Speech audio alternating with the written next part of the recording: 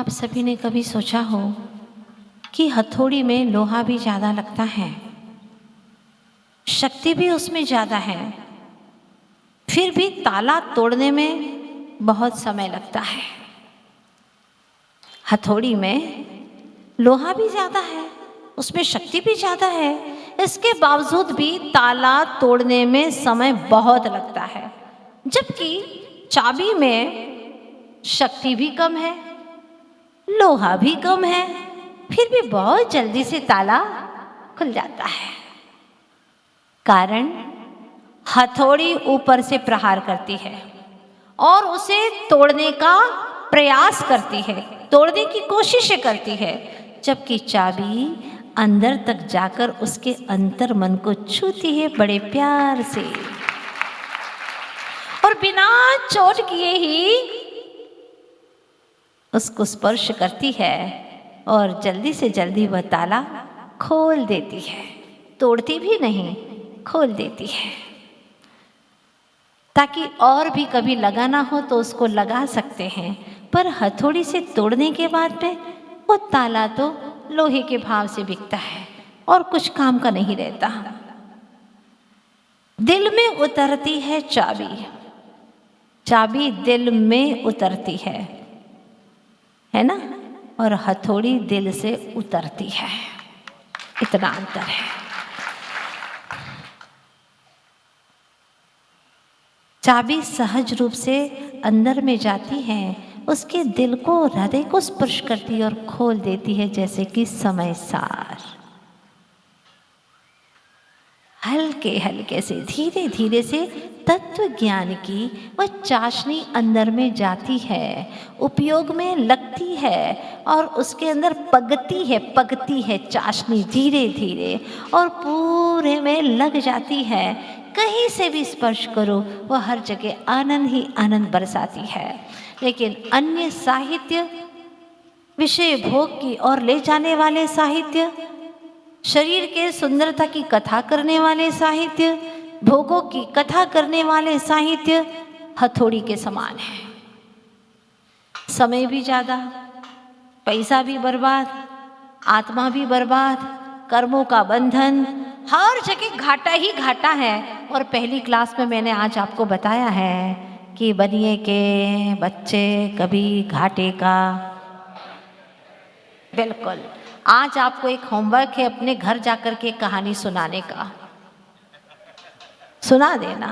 कभी घाटे का सौदा नहीं करते, जो भी काम करो उसमें आपको उपलब्धि होना चाहिए, आत्महित होना चाहिए। साहित्य वही है जो हित से सहित हो, उसे साहित्य कहा है। जिसमें आत्मा का हित ही नहीं हो वो कैसा साहित्य हो?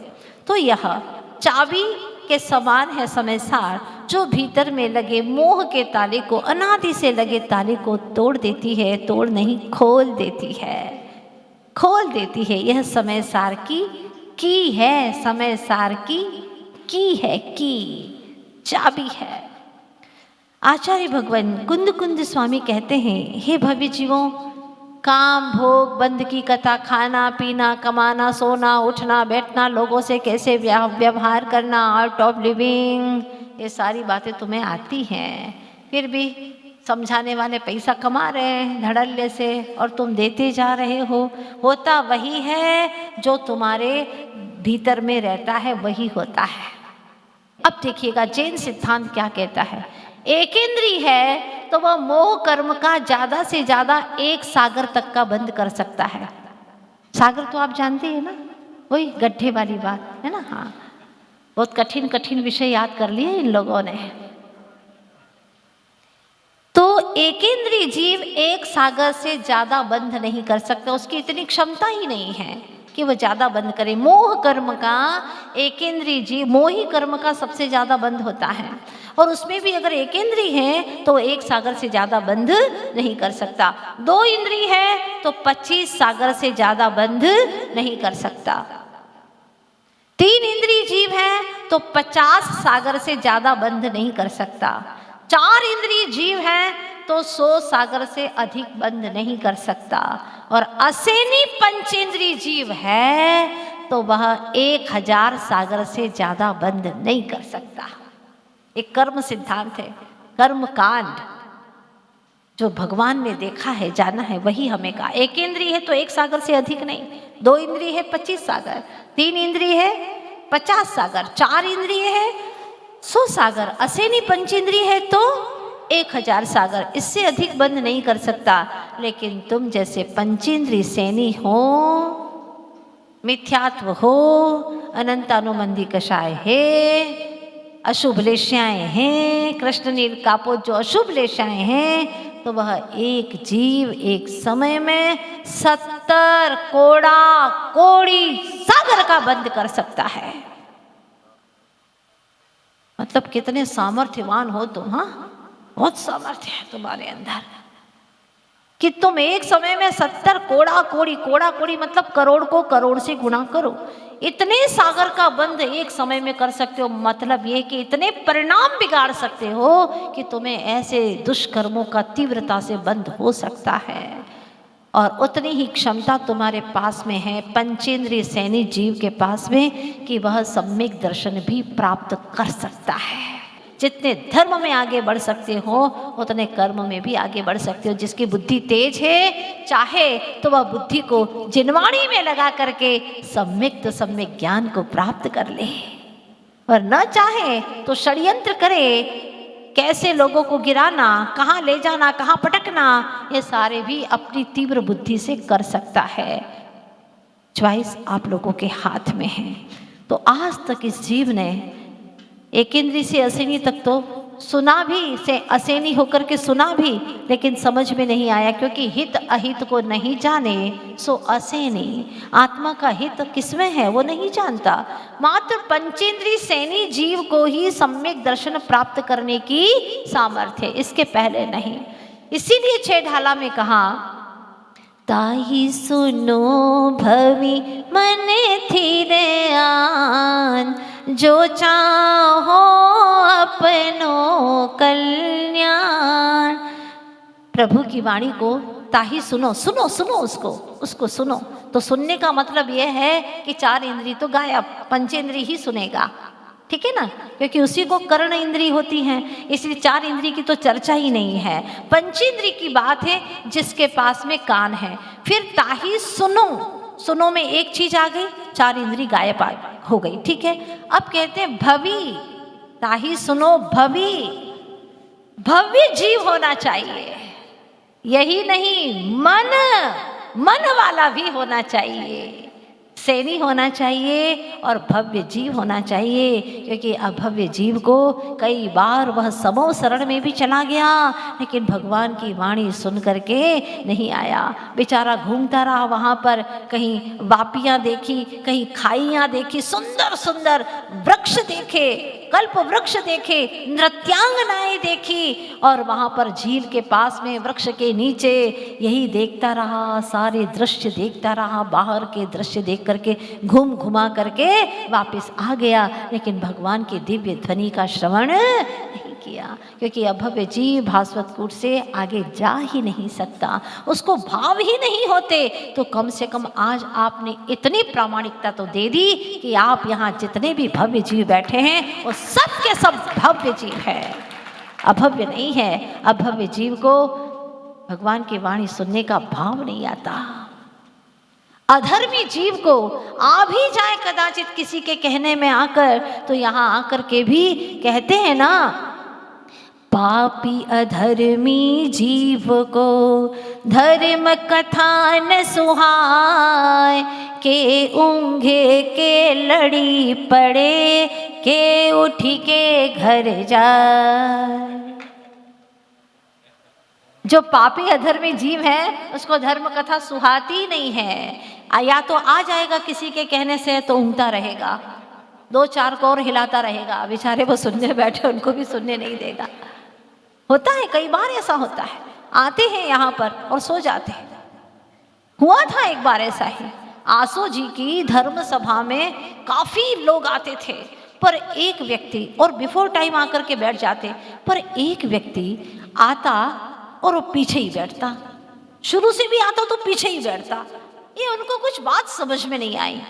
एक दिन उन्होंने पूछा, और जब वह पीछे बैठता तो अपना सोता रहता, या तो बातें करेगा, सोएगा, या जल्दी जाना है, नहीं तो पहले आकर के भी पीछे क्यों बैठा है तो सोचनी बात ना।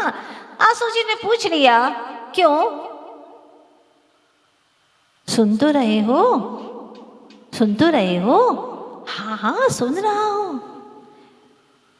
कहीं कहीं पर ऐसा भी आता है, भीखण जी की कथा चलती थी और आसू जी श्रोता बन करके आते थे, तो वह सुन लेते थे, वो पूछ लेते थे उनसे, क्यों आसू जी सुन तो रहे हो? जैसे ही नाम सुनते आसू जी तो जाग जाते बेचारे और कहते, हाँ सुन रहा हूँ सुन रहा हूँ, क्योंकि अहंकार तो भरा पड़ा है ना, नींद में भी भरा पड़ा है, और वह एकदम झल्ला करके कहते, हाँ सुन रहा हूँ सुन रहा हूँ। 3-4 बार सुना, पूछा उन्होंने, तो हर बार यही कहते, हाँ सुन रहा हूँ। नींद से जागृत हो जाते और कहते थे, हाँ सुन रहा हूँ सुन रहा हूँ। फिर उन्होंने एक दिन पूछा, क्यों आसू जी सुन तो रहे हो? हाँ सुन रहा हूँ सुन रहा हूँ। अब उन्होंने भी रट लिया कि अपने को तो एक ही चीज बोलना है नींद से जाग करके कि सुन रहा हूँ।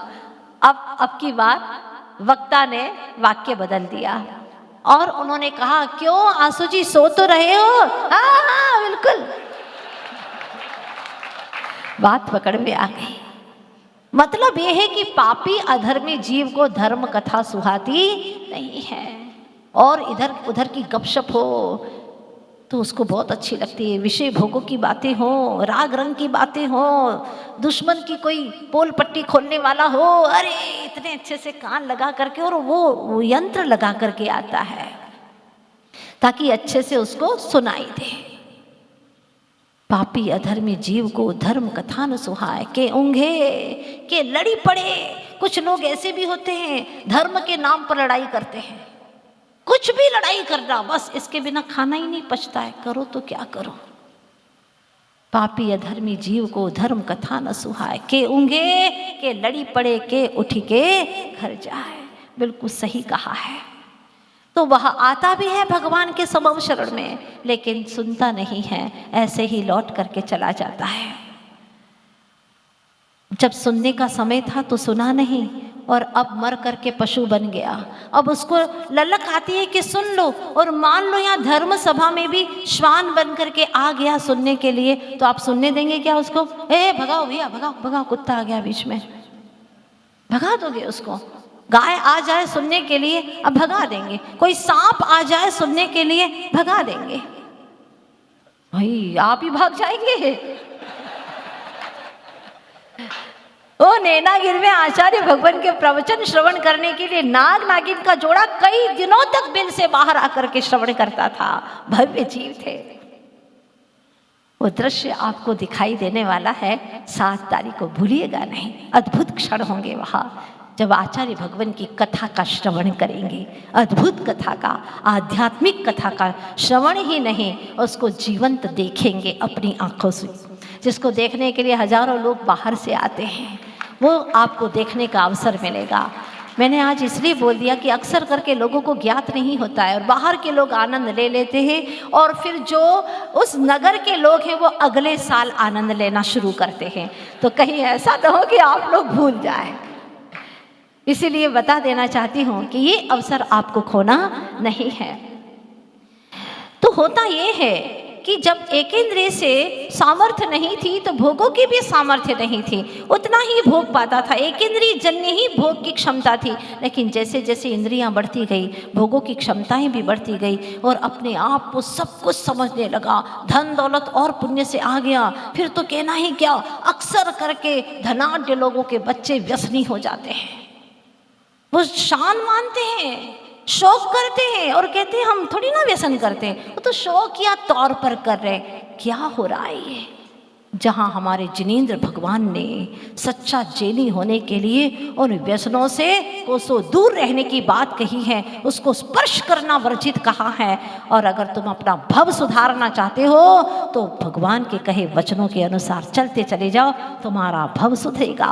वरना कह रहे हैं, शिष्य ने पूछा कि वो एकत्व की कथा सब जगह दुनिया में सुंदर है भगवान, आप हमें वही कथा बता दीजिए। तो भगवान कह रहे हैं चौथी गाथा में कि देखो कुंद कुंद भगवान कहते हैं कि एकत्व की कथा बहुत दुर्लभ है, सुनने में ही नहीं आती। पहले तो हमसे भी लोगों ने कहा था समय सार पढ़ाओगे माता जी, नहीं सुनेंगे, नहीं सुनेंगे। लेकिन मुझे विश्वास था हर आत्मा अपने सुख का प्यासा है, अपने आनंद का प्यासा है, अपनी चर्चा सुनने की प्यास है, अपनी कथा सुनने की प्यास है कि मैं कैसा हूँ, क्या स्वरूप है मेरा, मुझे क्या करना है, अभी तक जो करता रहा उसे मुझे छोड़ना है। मेरे लिए, मेरे अंतर जगत के लिए कोई उपाय बताओ। वो है माँ जिनवाणी समय सार स्वरूपा, वो ही बता सकती है हमें अंतर जाने का, वो पथ दिखला सकती है। तो आचार्य भगवान कहते हैं मैं अनसुनी बात तुम्हें कह रहा हूँ, जो तुमने आज तक सुनी है वह नहीं कह रहा, जो तुमने सुनी है वो नहीं कह रहा, जो तुमने आज तक नहीं सुनी है वो अनसुनी कथा तुम्हें सुनाता हूँ। 4 साल के बच्चा से पूछा कि बेटा बड़ा होकर के क्या करेगा, शादी करेगा या मुनि बनेगा? वो कहता है शादी करूँगा, हाँ शादी करूँगा, मुनि नहीं बनूँगा। क्योंकि संस्कार किसके हैं? खाने पीने के। बाल कौन निकाले?